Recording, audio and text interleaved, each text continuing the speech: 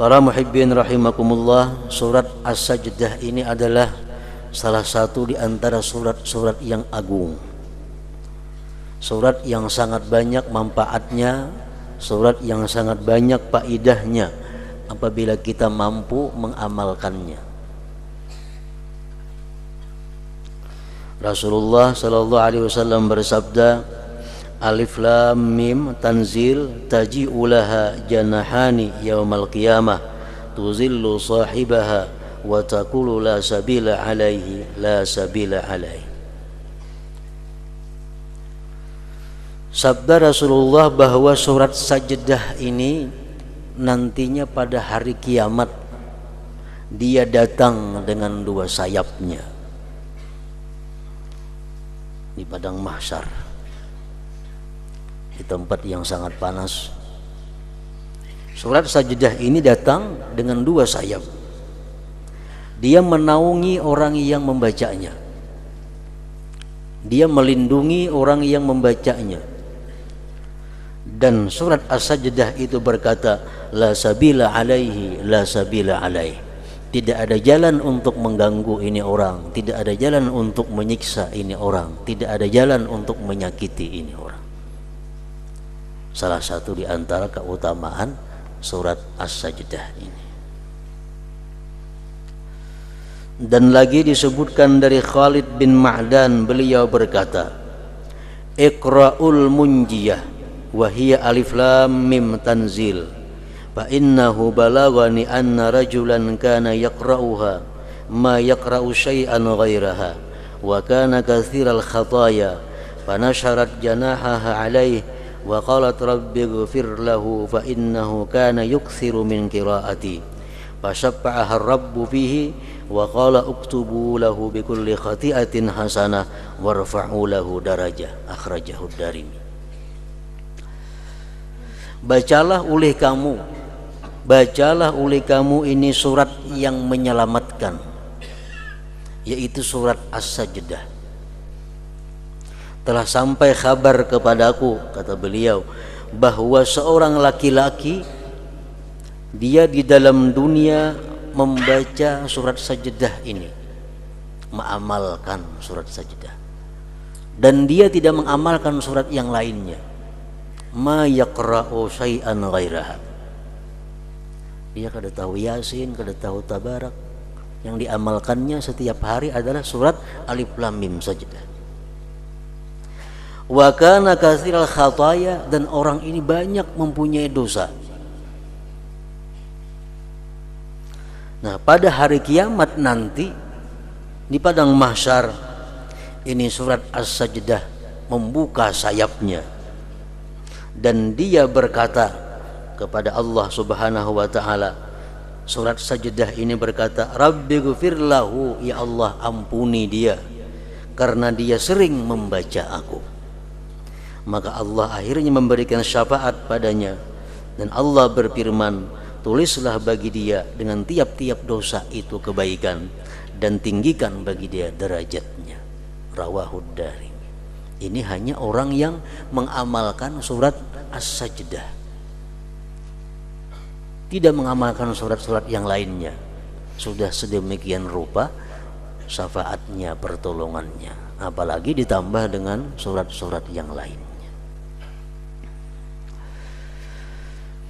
Dan lagi sabda Rasulullah sallallahu alaihi wasallam, man qara'a tabarakalladzi biyadihil mulku wa alif lam mim tanzil as-sajdah ba'dal maghrib wal isya'il akhirah faka'annama qama lailatul qadar. Siapa yang membaca Tabarak, surat Al-Mulk, dan surat As-Sajdah ini sesudah maghrib waktunya, sebelum Isya, maka dia seolah-olah beribadah pada malam Qadar. Nilai pahala yang diberikan Allah kepada dia sama dengan dia beribadah pada Lailatul Qadar. Nah, jadi surat Tabarak dahulu baca, hanyar surat Alif Lam Mim Tanzil ini atau Sajdah ini setiap malam antara maghrib dan isya waktunya. kalau hendak mendapatkan pahala Lailatul Qadar. Kalau yang pertama tadi tasarah aja membaca malam ke siang ke asal tiap harinya membaca, itu sudah dapat syafaatnya di hari kiamat. Tapi kalau untuk mendapatkan Lailatul Qadar mesti membacanya dengan tabarak beganding dan sesudah maghrib sebelum isya. Nah, para muhibbin rahimakumullah, inilah sebagian daripada hadis-hadis Rasulullah yang menjelaskan tentang keutamaan surat As-Sajdah ini. Sehingga dengan hadis-hadis ini tidak ada jalan kecuali untuk mengamalkannya setiap malam. Dan ini merupakan sesuatu dianggap amalan wajib bagi seseorang yang menjalani jalan akhirat. Karena surat ini surat yang menyelamatkan dia di akhirat nanti. Para muhibbin rahimakumullah, surat As-Sajdah sebagaimana surat-surat yang lainnya banyak mengisahkan keadaan-keadaan akhirat, banyak memberikan petunjuk hidayah kepada umat. Antara lain kita ambil satu ayat dari surat Sajdah yang berbunyi, Qul yatawaffakum malakul mautil ladzi wukkila bikum thumma ila rabbikum turja'un. Firman Allah, katakan wahai Rasul,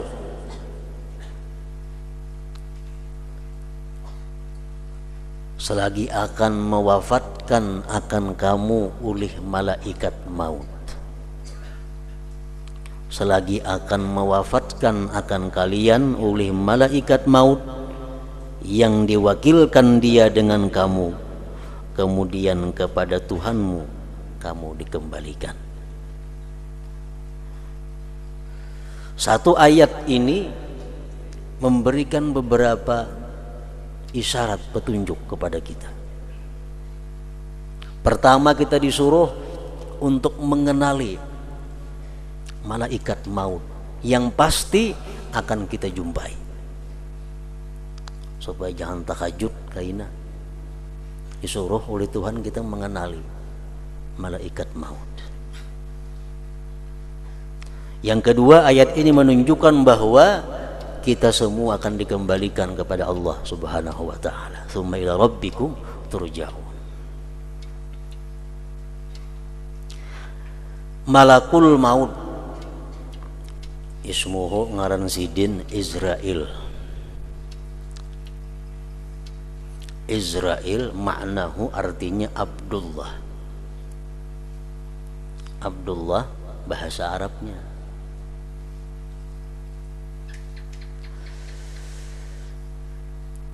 Lahu rusulun, bagi malaikat maut yang bernama Israil ini banyak mempunyai utusan-utusan yang selalu dikirim kepada manusia.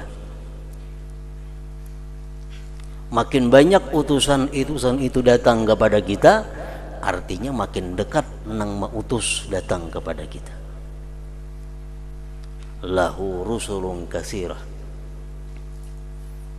Kama warada fil khabar, di dalam hadis disebutkan asyaibu wal amradu wa taghayyuru sam'i wal basar wal ajzu min rusuli malakil maut.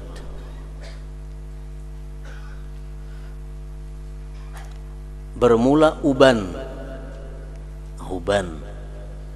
penyakit,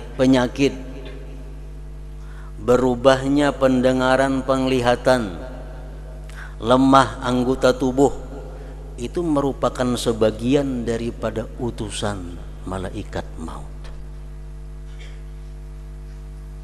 Rambut kita dahulunya hirang, dahulunya bagus, tiba-tiba datang putih. Dicabut sebilah tumbuh 2, cabut 2 tumbuh 5, makin banyak utusan. Dulunya sihat, dulunya kada pernah sakit, datang utusan malaikat maut, mulai datang macam-macam penyakit. Dulunya mata telinga normal, sekarang mata betasmak, telinga makai alat. Dulunya kuat, sekarang lemah. Itu semua kata Rasulullah adalah min rusuli malakil maut, utusan-utusan malaikat maut. Dan ini merupakan bagian dari kasih sayang Allah Subhanahu wa taala kepada kita. Bahwa kita dikabari oleh Allah. Jauh-jauh hari kita dikabari.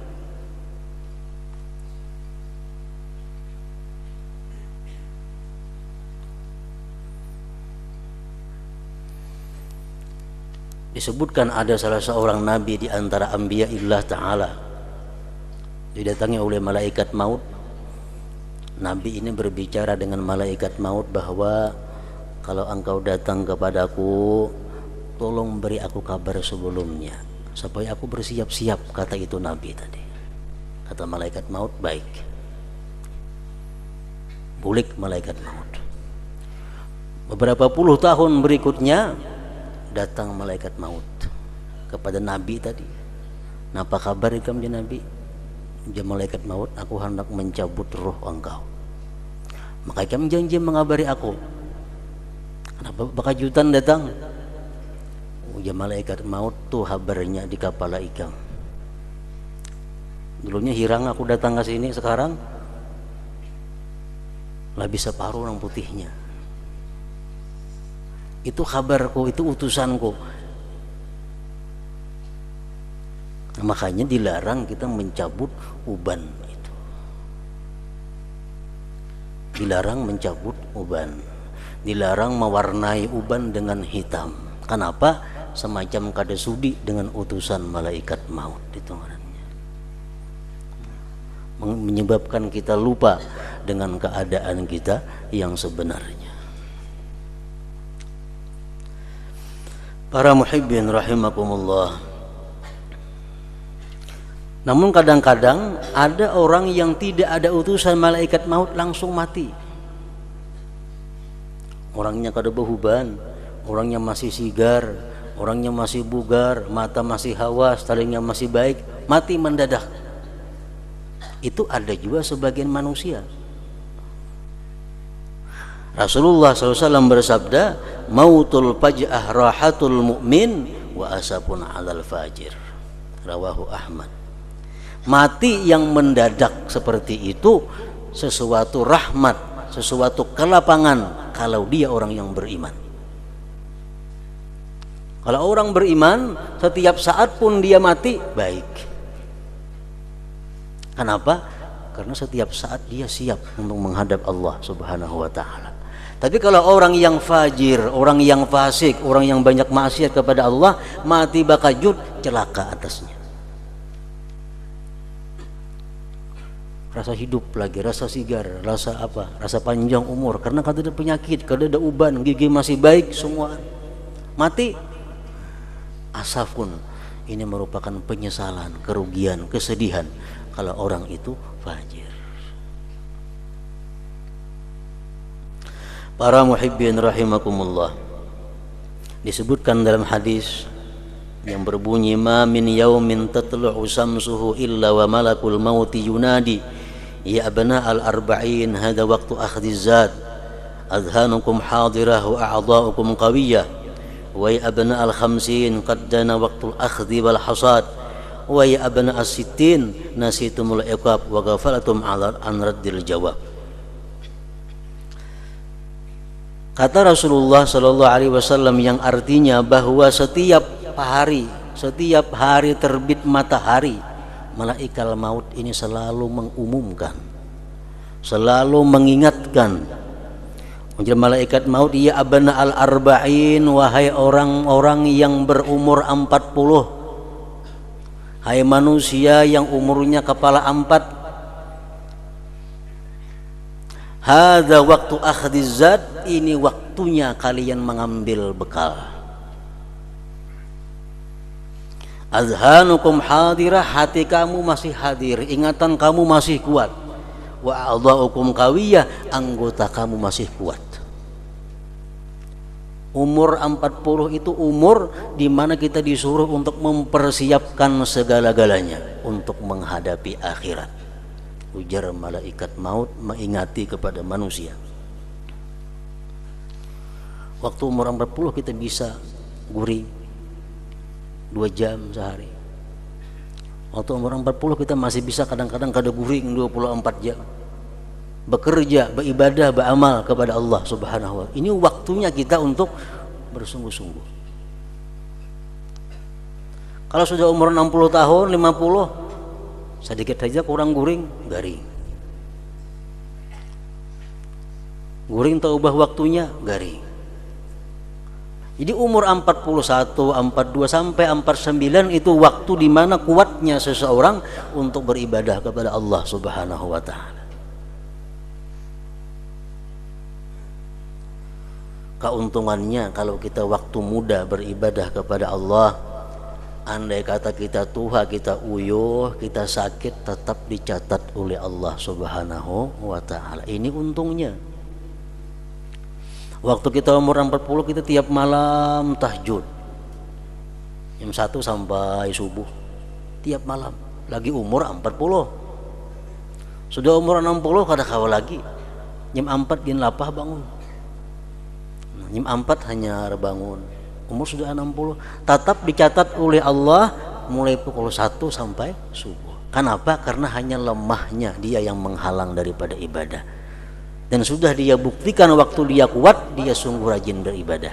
Nah ini Allah maha kasih sayang kepada kita. Kalau sudah umur 60 tahun menyesal, kada ada artinya. Aku hendak beribadah tapi kada kawal lagi, kada angin, garing. Umur sudah 60 tahun kada kawal lagi beribadah. Itu alasan seperti itu ditolak oleh Allah. Kenapa? Agar Tuhan ikan pernah merasai muda, ikan pernah merasai mana buktinya. Nah ini untungnya orang yang waktu muda beribadah. Hadza waktu akhdiz zat azhanukum hadirah wa a'dha'ukum qawiyah. Wa ya abna al-khamsin, ujar malaikat maut, wahai orang yang berumur 50, kepala 5. Qaddana waqtul akhdhi wal hasad, sungguh parak waktu diambil, waktu dikatam. Umur 50 ke atas tuh parak, kada lawas lagi. Artinya apa? Orang yang sudah umur 50 ke atas ini tuh sedikit benar lagi memikirkan duniawi.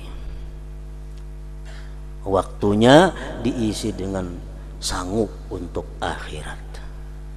Umur sudah 50 lebih.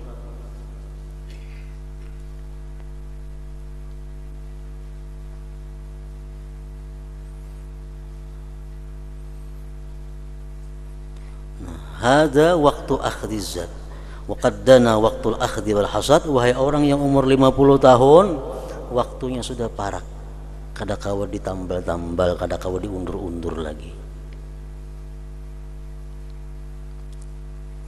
Wa ya abna as-sittin, wahai orang yang umur 60 tahun, kata malaikat, nasitumul iqab, apakah kamu lupa akan iqab, akan siksa Allah? Umur 60 masih begalut saja di pasar lagi. Umur 60 masih sibuk dengan urusan dunia. Apakah kamu lupa akan siksa Allah? Bagaimana kamu nanti menjawab pertanyaan Allah Subhanahu wa ta'ala?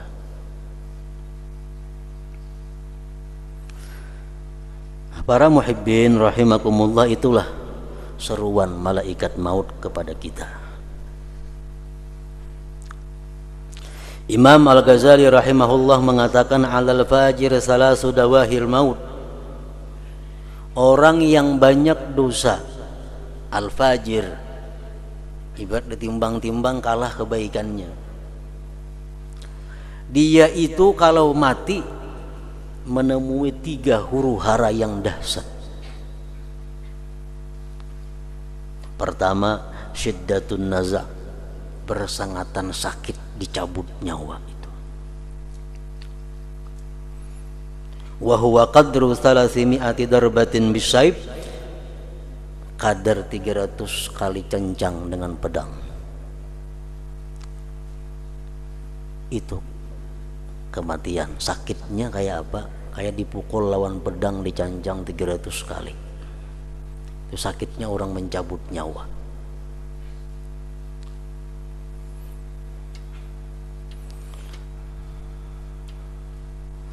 Kalau dia orang yang tidak beriman kepada Allah, orang yang durjana, orang yang banyak dosa, hendak mati itu awaknya sakit, hatinya sakit.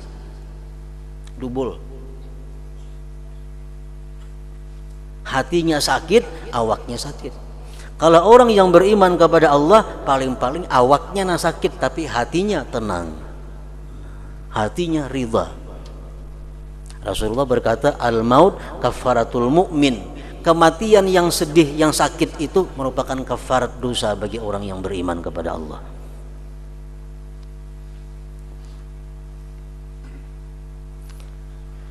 Imam Ghazali membandingkan kayak apa sakitnya itu mati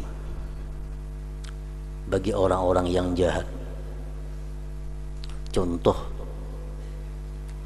andai kata kita dipukuli oleh perampok, mulai kepala sampai betis dipupuhnya, dipukulinya oleh perampok, kepala sampai betis berluka-luka, sakit kan itu, sakit. Ditambah lagi pulang seluruh harta kita, anak kita, bini kita, jabatan kita, kekasih kita diambil oleh perampok semua. Bayangkan kayak apa sakitnya hati kita. Awak itu dipukuli mulai kepala sampai betis, rumah diambil perampok, bini, anak, kekasih, semuaan kada bertinggal sebuting pun kada ada lagi, tinggal sebatang kara kita hidup. Kayak apa sakitnya kayak itu. Nah, itu nggak bisa dicontohkan kayak apa sakitnya itu mati. Nah, orang nang mati macam itu, di samping menghadapi sakitnya mencabut roh, bagi orang yang cinta kepada dunia, bagaimana sakitnya hati meninggalkan harta yang sekian banyak. Makanya kalau orang sedikit harta, makin sedikit sakitnya mati. Orang yang sedikit anak, makin sedikit sakitnya hati. Kenapa? Karena hub, cinta kepada anak, cinta kepada harta, itu menyakiti hati kalau berpisah kepadanya. Mana dipukuli orang, anak diambil orang, bini diambil orang, kada boleh bertemuan lagi, semuaan habis. Nah, bayangkan kayak apa sakitnya kita saat itu. Nah, itulah bagian kecil yang bisa dicontohkan untuk merasakan bagaimana kematian itu. Orang kadang-kadang hilang jabatan aja stres sudah. Padahal motor masih ada, rumah 2-3 buah berisi, bini 2, anak banyak berisi, harta berlimpah ruah, jabatan ampe stres. Hanya jabatan, awak masih sihat lagi tuh. Nah, bayangkan kalau awak sudah sakit dipukuli orang, jabatan diambil, semuaan habis, kayak apa sakitnya. Nah, itulah perumpamaan yang bisa dicontohkan sedikit tentang kematian.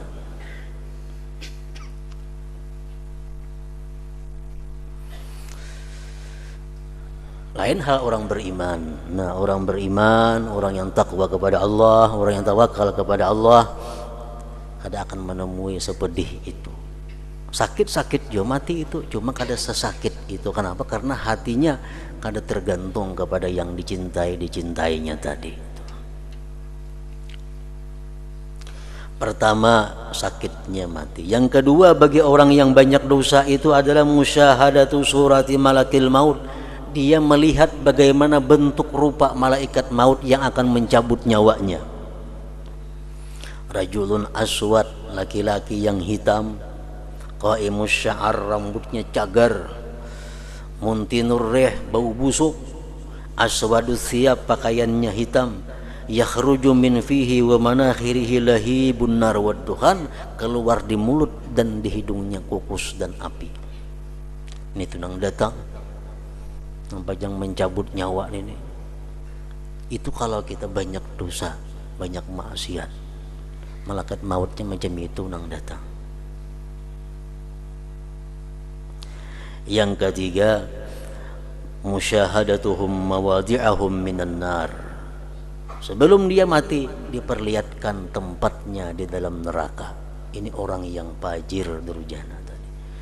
Nah, 3 itulah kesusahan-kesusahan yang dihadapi bagi orang yang mati banyak membawa dosa maksiat kepada Allah Subhanahu wa taala.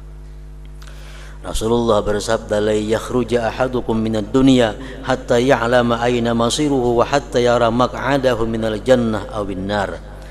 Tidak keluar salah seorang kamu daripada dunia sehingga dia tahu tempatnya kemana dia kembali. Dia sudah melihat ke neraka atau ke surga. Makanya kalau kita perhatikan orang-orang imbah mati itu atau hendak mati itu rata-rata menangis. Ada tangis gembira, ada tangis duka cita. Kenapa? Saat itu dia dilihatkan Allah tempat yang bakal disinggahinya, tempat yang bakal ditempatinya. Yang melihat surga, tangisnya tangis gembira, air matanya jernih. Yang melihat neraka, tangis juga, tangisnya sedih, air matanya keruh. Demikian penjelasan dari beberapa hadis Rasulullah sallallahu alaihi wasallam. Para muhibbin rahimakumullah, mengingat malaikat maut, mengenal malaikat maut, mengingat kematian merupakan sesuatu yang disuruh oleh agama. Rasulullah bersabda, "Aktsiru min dzikril maut fa innahu yumahhitsu dzunub wa yuzahidu fid dunya." Banyak-banyaklah kamu mengingat kematian karena itu menghapuskan dosa dan membuat kamu renggang dengan dunia. Isuk mati, siapa yang wani ke pasar hari ini nah? Siapa yang wani bulah baju hari ini kalau isuk tahu bakal mati? Orang yang mengingat kematian, orang yang terhapus dosanya dan dia akan renggang dengan dunia.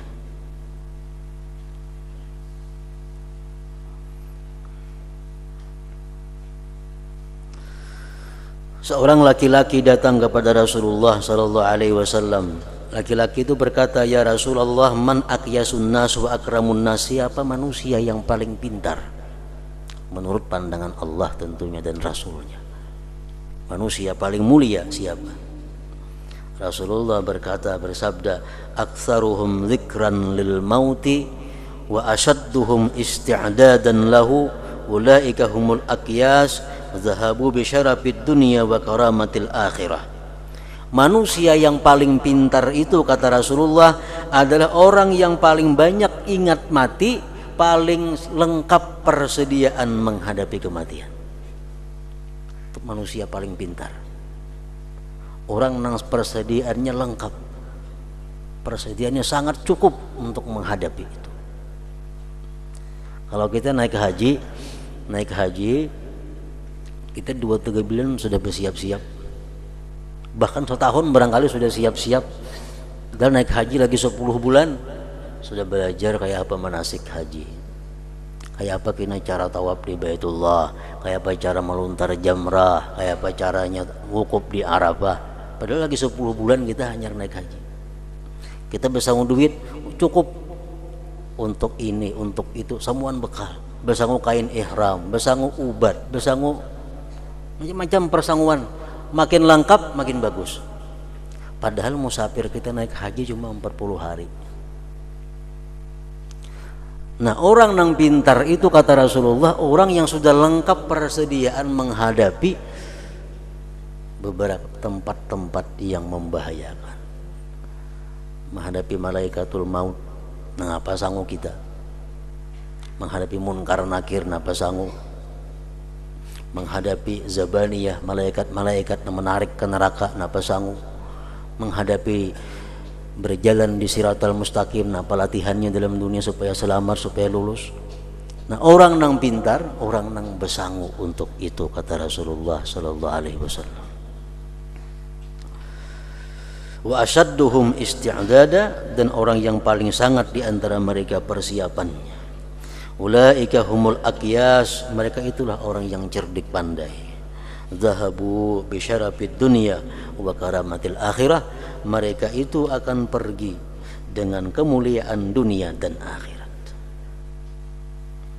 Jadi mengingat kematian merupakan sesuatu yang sifatnya ibadah. Kafa bil mauti wa idza, ujar Nabi, cukup kematian itu sebagai guru, cukup kematian itu sebagai pepadah nasihat.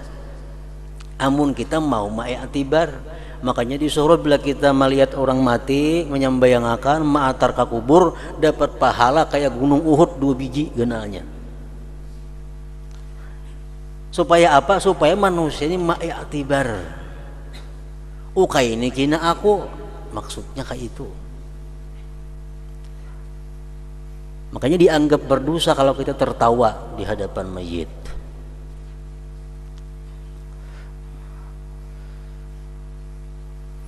Bini-bini mati, bini-bini cuma ambil i'tibar. Laki-laki mati, laki-laki mengambil i'tibar.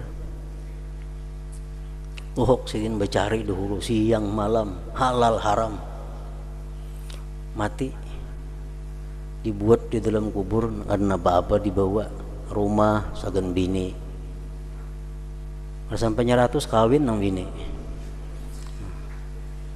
Itu i'tibar bagi kita. Kayak itu kena aku berhimat mencari akan bini anak.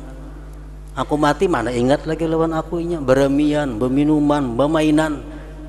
Aku mah dalam kubur menyandangnya harta nang kucariakan siang malam halal haram itu. Itu hendaknya diiktibar oleh kita. Bini-bini, iktibar ada yang mati bini-bini. Bini-bini mati. Tinggal galak kakalong. Laki kawin diunjuk ke bini hanyar galak kakalong rumah. Kayak apa rasanya tuh? Rumah bini nang hanyar, pakaian bini nang hanyar makainya, motor bini nang hanyar makainya, nang baisi motor. Nah, amun bibinian macam itu ma'itibar, insyaallah bibinian kada nang bakhilnya lagi. Tapi kada mau ma'itibar hingga orang nang mati itu kada aku. Padahal disuruh kena aku nang mati seperti itu. Nah, para muhibbin rahimakumullah, kafa bil mauti wa idza, cukuplah mati itu kata Rasulullah sebagai penasihat kamu. Cukup orang mati sebagai penasihat kamu. Nah, kita harapan kita kepada Allah agar kita ditetapkan iman Islam waktu menghadapi sakaratul maut itu. Ila hadratin Nabi sallallahu alaihi wasallam al-Fatihah.